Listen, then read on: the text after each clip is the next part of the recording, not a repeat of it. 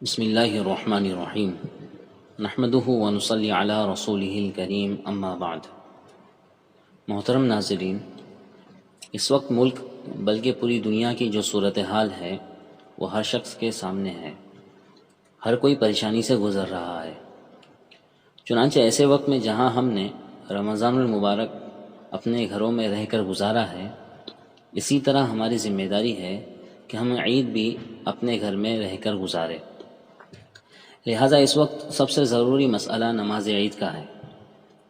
تو اولاً یہ بات ذہن میں رہے کہ شوافے کے نزدیک نماز عید سنت مؤکدہ ہے۔ اس کے لیے وہ شرائط نہیں ہے جو نماز جمعہ کے لیے۔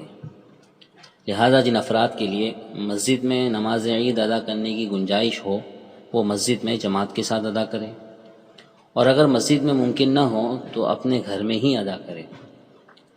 یہ نماز گھر میں تنہا بھی پڑھی جا سکتی ہے اور جماعت کے ساتھ بھی، لیکن تنہا پڑھنے کی صورت میں نماز کے بعد خطبہ مسنون نہیں ہے۔ لیکن اگر گھر میں 2 یا زائد افراد ہو تو نماز عید اپنے طریقے پر جماعت کے ساتھ ادا کرے اور نماز کے بعد خطبہ بھی دے جو کہ مسنون ہے۔ مردوں کے ساتھ عورتیں بھی شامل ہو سکتی ہیں، نیز عورتیں بھی اپنی جماعت بنا سکتی ہیں، لیکن اس صورت میں ان کے لیے خطبہ سنت نہیں ہے۔ محترم ناظرین، یہ وضاحت شوافے کے اعتبار سے تھی، چنانچہ اب احناف کے اعتبار سے وضاحت سماعت کریں۔ احناف کے نزدیک نماز عید واجب ہے۔ جن شرائط کے ساتھ جمعہ قائم کرنے کی اجازت دی گئی تھی انہی شرائط کے ساتھ نماز عید جماعت کے ساتھ ادا کی جائے، یعنی جو حضرات مسجد میں نماز عید ادا نہ کر سکتے ہو وہ اپنی بیٹھک یا باہری کمرے میں 4 افراد بشمول امام اذن عام کے ساتھ نماز عید ادا کر سکتے ہیں، اور جن لوگوں کے لیے نماز عید کی کوئی صورت نہ بن سکے، عذر و مجبوری کی وجہ سے ان سے نماز عید معاف ہوگی، لہٰذا انہیں پریشان ہونے کی ضرورت نہیں ہے۔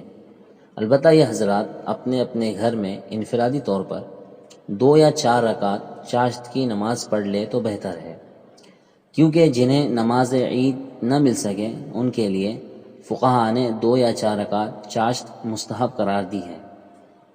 محترم ناظرین، جس طرح آج تک ہم حکومت کی ہدایات پر عمل کرتے ہوئے آئے ہیں، اسی طرح حکومت کی نئی ہدایات اور بالخصوص نماز عید بھی سابقہ ترتیب پر مسجدوں اور گھروں میں ادا کر کے اپنے ذمہ دار شہری ہونے کا ثبوت پیش کرے۔